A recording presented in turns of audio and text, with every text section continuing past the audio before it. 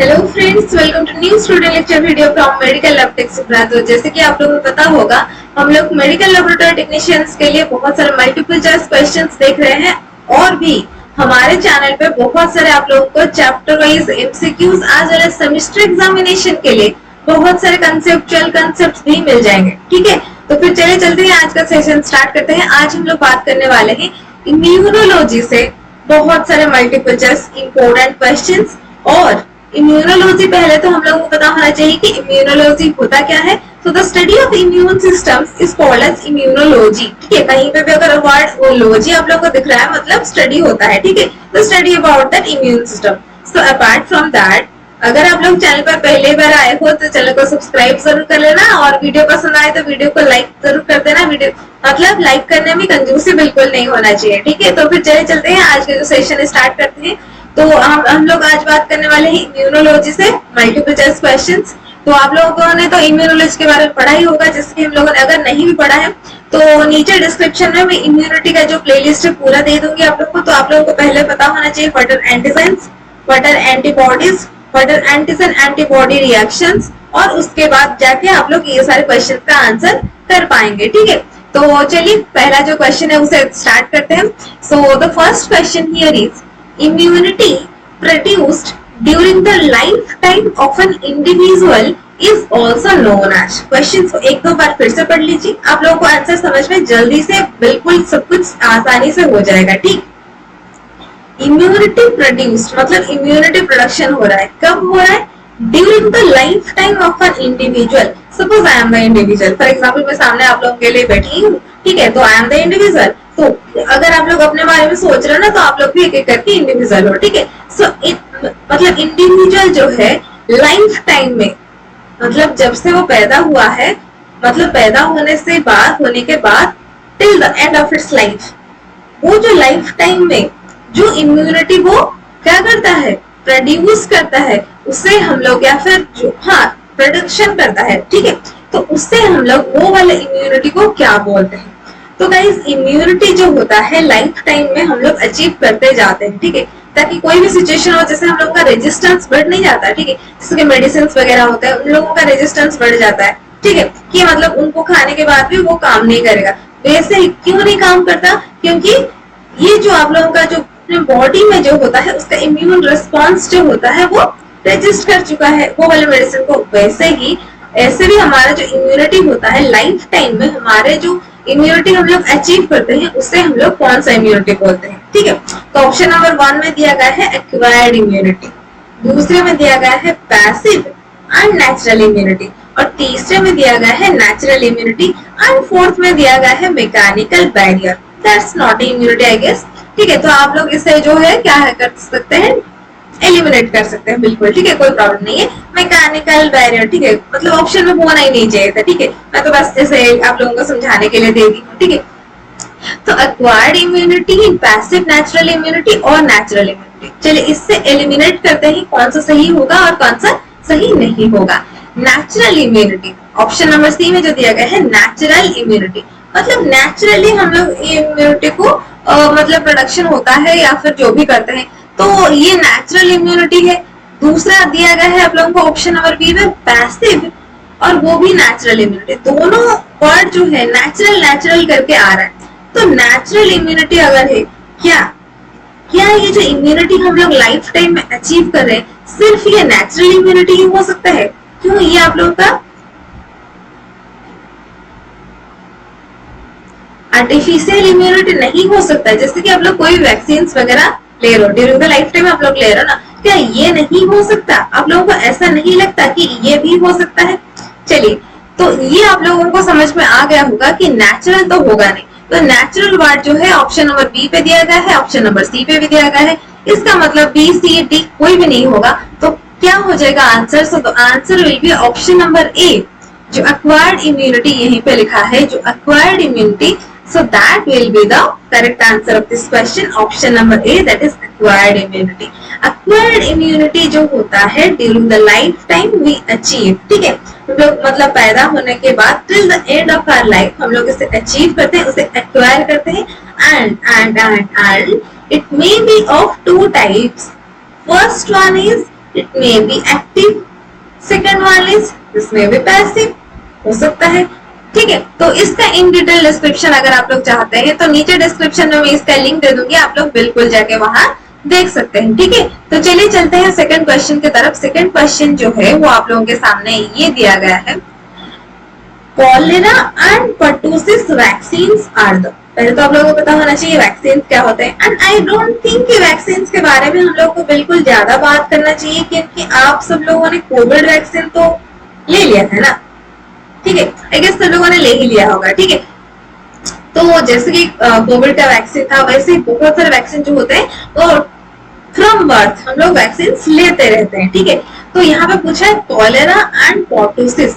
ठीक है, cholera and pertussis vaccine जो होता है ये हम लोग, ये क्या चीज होता है। ठीक है, मतलब लाइव एटेन्यूएटेड है या फिर कील्ड एटेन्यूएटेड है। मतलब लाइव एटेन्यूएटेड का मतलब होता है कि जो वैक्सीन मतलब जिससे प्रोडक्शन होता है उसको मतलब बिना किल करते हुए वो लाइव होगा, लेकिन उसका जो पैथोजेनिसिटी है उसको किल कर दिया जाता है, उसके बाद इसको डायरेक्टली इंजेक्ट कर दिया जाता है हमारे बॉडी में। इसके भी थोड़े बहुत एडवांटेजेस हैं, इसके भी थोड़े बहुत डिसएडवांटेजेस हैं।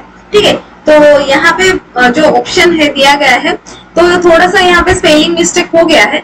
तो क्वेश्चन ऑप्शन नंबर ए में दिया गया है लाइव एटेन्यूएटेड वायरल वैक्सीन, दूसरे में दिया गया है कील्ड एटेन्यूएटेड वायरल वैक्सीन, तीसरे में दिया गया है live attenuated bacterial vaccine and fourth में दिया गया है किल्ड एटेन्यूएटेड बैक्टीरियल वैक्सीन। तो एक तो पहले तो आप लोग को पता होना चाहिए कि बैक्टीरियल वैक्सीन है या वायरल वैक्सीन है। सेकंड चीज ये पता होना चाहिए कि ये लाइव है या फिर किल्ड है। दो चीज से ये क्वेश्चन का आंसर आप लोग बिल्कुल सही कर सकते हो इन योर एग्जाम। वो कैसे? कॉलेरा नाम तो सुना ही होगा, this is the causative agent है इसका विब्रियो कॉलेरी एंड पर्टूसिस। ठीक है, तो आप लोगों का जो ये क्वेश्चन पूछा है ये कौन सा वैक्सीन हो सकते हैं, ये हो जाएगा आप लोगों का कील्ड एटेन्यूएटेड, ये हो जाएगा, इसका आंसर हो जाएगा कील्ड एटेन्यूएटेड वैक्सीन। क्योंकि लाइव वैक्सीन जैसे कि हम लोगों का होता है ना BCG वैक्सीन फॉर टीबी और द ट्यूबरकुलोसिस ऐसा करके होता है ना, लेकिन ये कॉलेरा एंड पर्टूसिस वैक्सीन जो है they are the keeled vaccine. ठीक है, इसको आप लोगों को याद रखना है, एग्जामिनेशन में ऐसा क्वेश्चन पूछता है, पूछ भी सकता है इन द एग्जामिनेशन। ठीक है, चलिए क्वेश्चन नंबर 3 के पास चलते हैं। क्वेश्चन नंबर 3 आप लोगों के सामने ये दिया गया है, incomplete antigens are known as. Incomplete antigens, पहले तो कंप्लीट एंटीजेंस को हम लोग क्या बोलते हैं, फिर हम लोग देखेंगे कि इनकम्प्लीट एंटीजेंस को हम लोग क्या बोलेंगे। ठीक, तो antigens are the substances which induces immune responses in our body। मतलब antigens are the foreign substances or the foreign particles they enter to our body so that हमारे बॉडी में उसके अगेंस्ट में क्या प्रोडक्शन होता है, कमेंट सेक्शन में मुझे जल्दी से बता दीजिए। उसके अगेंस्ट में हमारे बॉडी में प्रोडक्शन होता है एंटीबॉडीज। सो एंटीजेंस होते हैं, पैथोजेंस होते हैं, फॉरेन पार्टिकल्स होते हैं, फॉरेन बॉडीज होते हैं, they are called as antigens. But the question here is incomplete antigens are known as। अगर एंटीजेंस हमारे बॉडी में इम्यून रिस्पॉन्स प्रोडक्शन इंड्यूस कर सकते हैं और उसके बाद एंटीबॉडी के साथ बाइंड कर सकते हैं, जिसके बदले आप लोगों को मिलता है ना एंटीजन एंटीबॉडी रिएक्शंस, जैसे कि प्रेसिपिटेशन रिएक्शन और आप लोगों का कोआगुलेशन रिएक्शन, ऐसे जो रिएक्शंस होते हैं। But the question here is incomplete antigens हम लोग किसे बोलते हैं? हप्टेन्स, इम्यूनोजेंस, इम्यूनोग्लोब्यूलिन्स, एंटीजेनिक डिटरमिनेंट्स। तो पहले हम लोग ऑप्शन को एक एक करके समझेंगे, उसके बाद हम लोग जाके सब कुछ देखेंगे। ठीक, ऑप्शन नंबर डी को पहले हम लोग चूज करेंगे, एंटीजेनिक डिटरमिनेंट्स।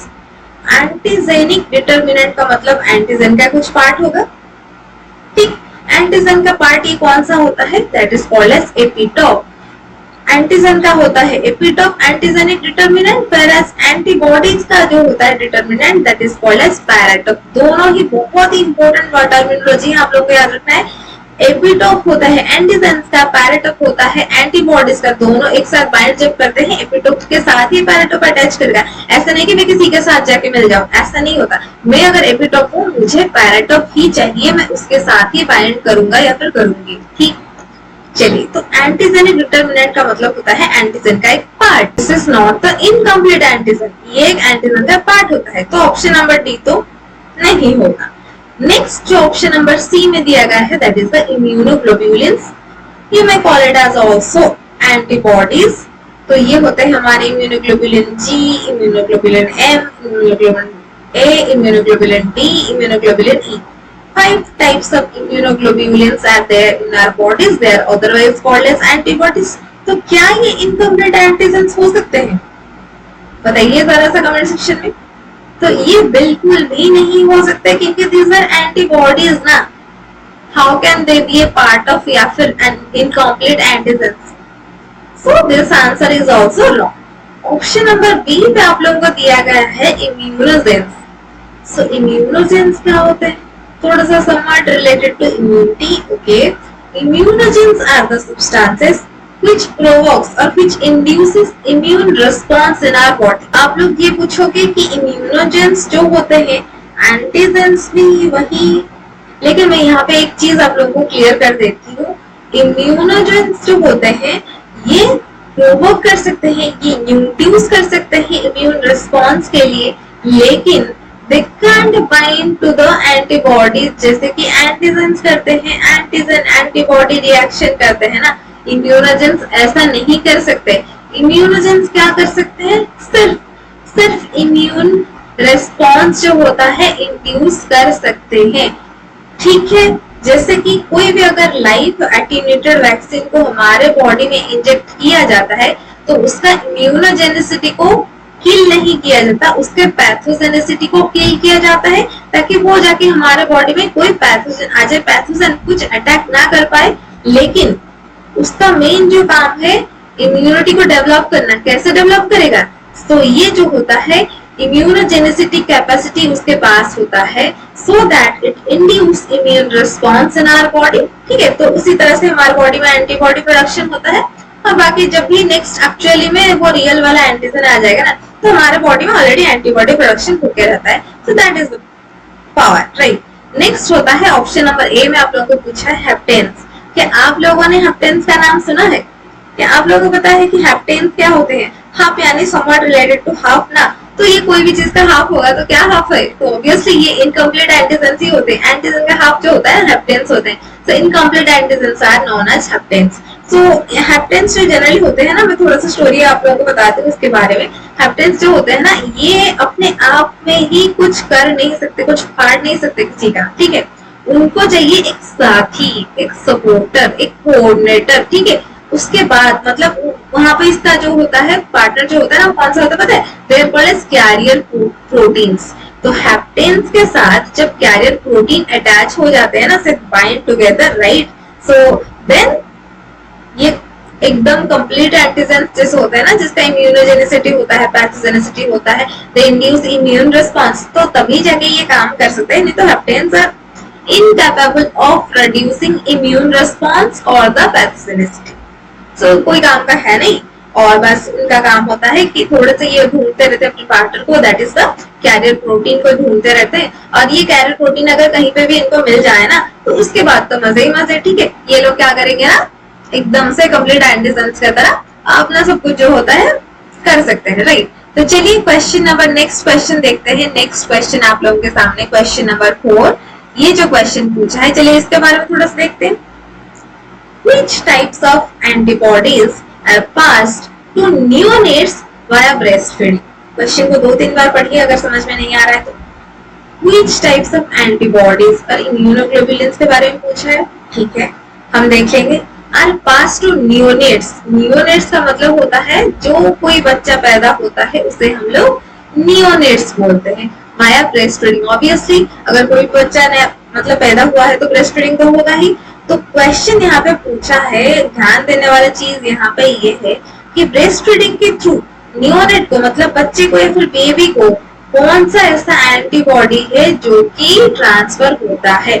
मुझे पता है 70% बच्चे इस क्वेश्चन को गलत करेंगे। अगर आप लोगों को लग रहा है कि आप लोग सही करेंगे तो कमेंट सेक्शन में बताइए। थोड़ा सा मैं भी थोड़ा सा देख लूं कि आप लोगों को कितना सही आता है, क्योंकि मुझे पता है, बिल्कुल पता है कि 75% बच्चे इस क्वेश्चन का आंसर को गलत कर डालेंगे।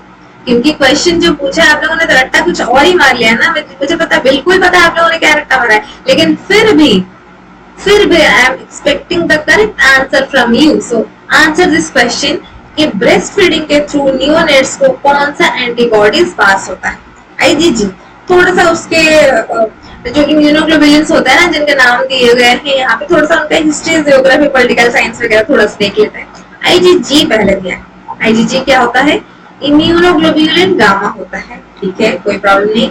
इम्यूनोग्लोबुलिन गामा जो होता है, it transfers from mother to the fetus through placenta, not through breastfeeding. Okay, so it transfers from mother to the fetus through placenta. Okay, ठीक है, मतलब IgG नहीं होगा। नेक्स्ट दिया गया है IgA। IgA आप लोगों को क्या पता है? कहाँ कहाँ पे IgA इम्यूनोग्लोबुलिन मतलब होता है, इम्यूनोग्लोबुलिन अल्फा प्रेजेंट होते हैं। ये जो इम्यूनोग्लोबुलिन अल्फा ना, देयर सिक्रेटोरी फंक्शंस, कुछ भी सीक्रेट होता है अपने बॉडी से, यही प्रेजेंट होते हैं, ठीक है। उसके बाद ऑप्शन नंबर सी पे आप लोगों को दिया गया है IgM और immunoglobulin mu. This is a pentamer molecule which is frequently asked question. Pentamer molecule IgM होता है, और ये कहीं पे भी अगर रीसेंट इन्फेक्शन होता है तो IgM का प्रोडक्शन वहीं पे हो जाता है तुरंत। मुझे डेंगू हो गया है, मुझे सपोज जापानीज एन्सेफेलाइटिस हो गया है, मुझे टाइफॉइड फीवर हुआ है, मुझे कुछ भी चीज हुआ है, लेकिन हमारे बॉडी में तुरंत जो मतलब एंटीबॉडी प्रोडक्शन होता है ना, तुरंत जो इम्यूनोग्लोबुलिन हमारे बॉडी में प्रोडक्शन होता है, that is none other than that is the IgM। कोई भी रिसेंट इन्फेक्शन, कोई भी रिसेंट इन्फेक्शन आप लोग देख लोगे, इम्यूनोग्लोबुलिन M जाके, मैं तो खड़ा हूँ यहीं पे, M पर एम प्रेजेंट। ओके, तो नेक्स्ट जो ऑप्शन नंबर डी पे दिया गया है IgD एंड IgE। IgE जो होता है उसका स्पेशल इंपोर्टेंस यही है कि hyper sensitivity reaction it provokes the hyper sensitivity reaction और द एलर्जिक रिएक्शन और एनाफाइलेटिक रिएक्शन। आप लोगों को पता होगा सही से। तो ये चार ऑप्शन दिए गए हैं जिसके बारे में हम लोगों ने थोड़ा बहुत जानकारी तो मिल ही गया होगा। तो ब्रेस्ट फीडिंग के थ्रू मिल्क होता है transfer from mother to the baby. तो ये सिक्रेटोरी फंक्शन, तो हमारा ये जो फ्लूइड है ह्यूमन बॉडी से सिक्रेट होता है। सो सिक्रेटरी फंक्शन किसका होता है? IgA का होता है। तो इसका करेक्ट आंसर क्या हो जाएगा? IgA हो जाएगा। तो इसका मतलब इम्यूनोग्लोबुलिन अल्फा जो होगा, it will, this is the one and only antibody which is passed the neonates via breast feeding. किसी को कोई डाउट? किसी को कोई डाउट मुझे कमेंट सेक्शन में बिल्कुल पूछ लीजिए, ठीक है। मुझे इंस्टाग्राम पर फॉलो करना चाहते हैं कर लीजिए, कोई प्रॉब्लम नहीं है, ठीक है। चलिए नेक्स्ट क्वेश्चन देखते हैं। नेक्स्ट क्वेश्चन जो आप लोगों के सामने ये दिया गया है, immunity that is passed, that is passively transferred from mother to her fetus through placenta। चलिए इस चीज के बारे में हम लोग कभी बात कर ही रहे थे, फिलहाल आ ही गया। आई डोंट थिंक इसके बारे में थोड़ा सा और इन डिटेल डिस्कशन करना चाहिए। बहुत इजी सा सवाल है, frequently very very very much important question है। एक तो क्वेश्चन वैसे पूछ ही लेता है बिल्कुल, ठीक है। तो through placenta from mother to her fetus कौन सा इम्यूनिटी ट्रांसफर होता है? IgG तो होता ही, लेकिन थोड़ा सा यहाँ पे ऑप्शन कुछ डिफरेंट ही दिया है। डिफरेंट मतलब होता है नेचुरल पैसिव है, एक्टिव पैसिव है, बोथ A एंड B है, या फिर नॉन ऑफ दिस है। कौन सा ऑप्शन हो जाएगा इस पे?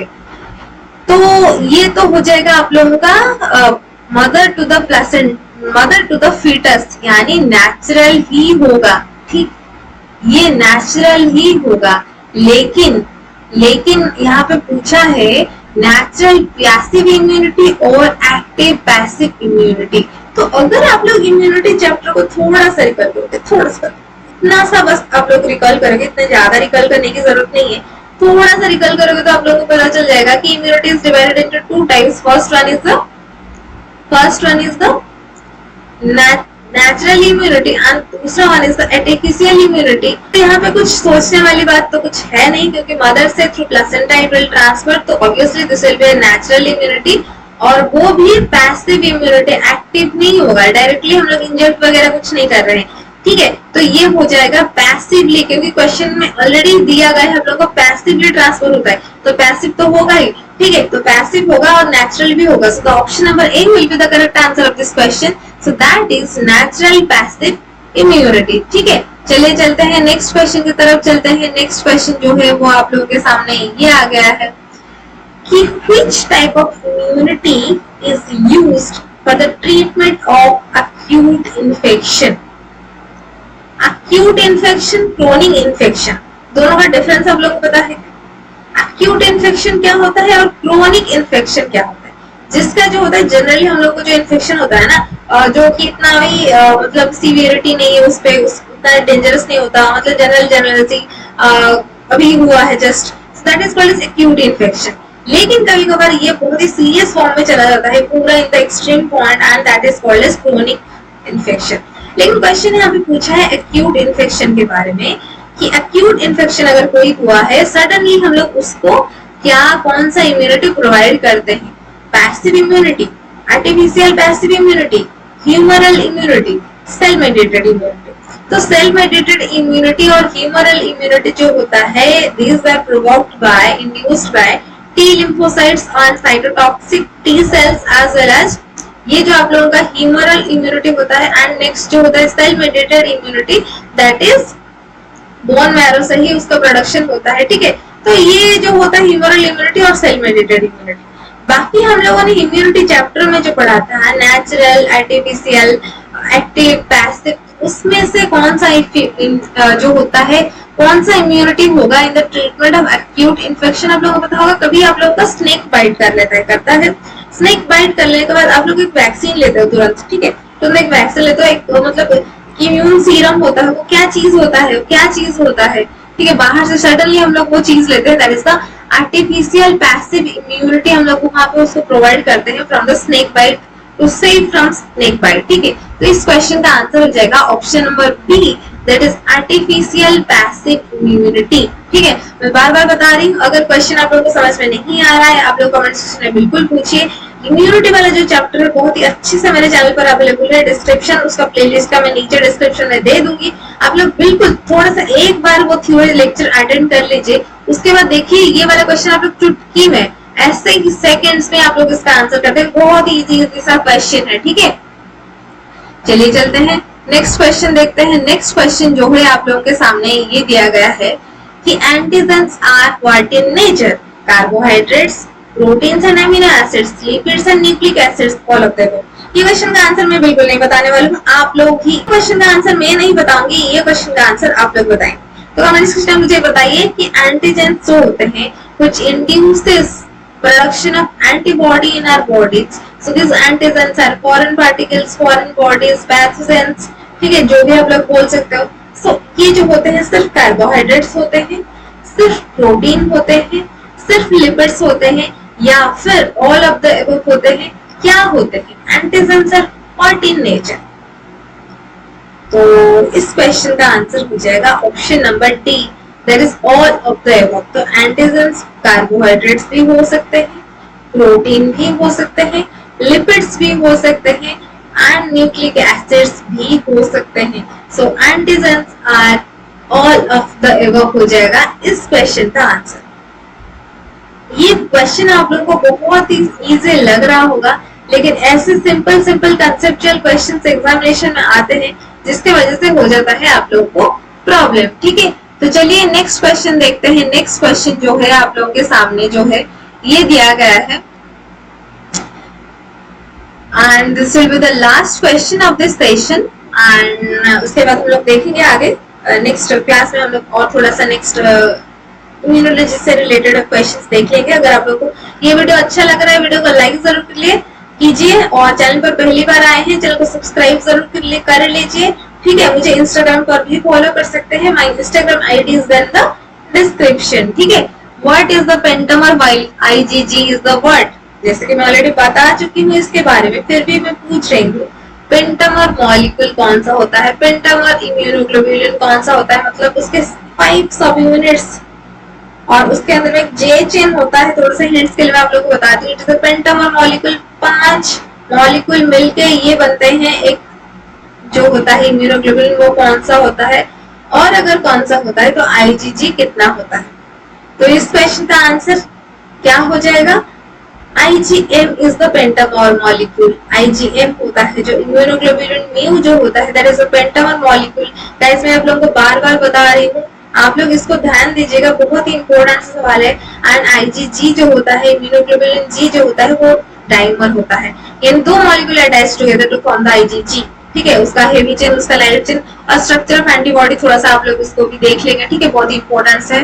तो ऐसे ही अगर हम लोग आगे मल्टीपल चॉइस सेशंस करते रहेंगे। अगर आप लोगों को वीडियो अच्छा लगा तो वीडियो को लाइक जरूर करना, चैनल पर पहली बार आए हैं चैनल को सब्सक्राइब जरूर कर लीजिए। ठीक है, फिर मिलते हैं in the next video lecture, तब तक के लिए इस वीडियो को अच्छे से देखते रहिए। Thank you.